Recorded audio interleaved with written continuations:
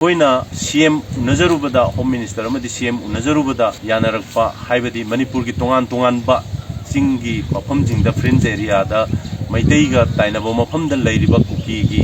बंकरसिंग असि अथुबा मतमदा लौथोकपिगनी हायना यानरकपा पोट अदु अथुबा मतमदा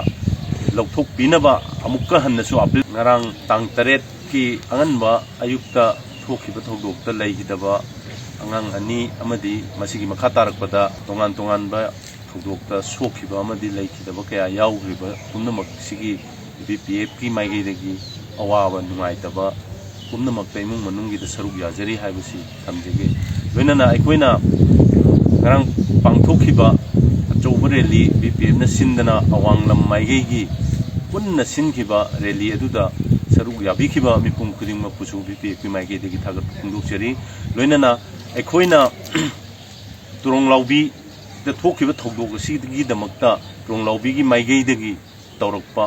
एनी एजिटेशन एनी मूवमेंट खुदिंगमक्ता बीपीएफ अमदी अखोइ अवांगलमदा लैजरिबा प्रजा खुदिंगमक्ना फुल्ली कोऑपरेशन पिजगनी लोइनना मखोइना तौरकपा एजिटेशन एनी खुदिंगमक्ता अखोइ सरुक याजगनी हाइबा वाफमजिमा अहानबदा थमजगे लोइनना अखोइना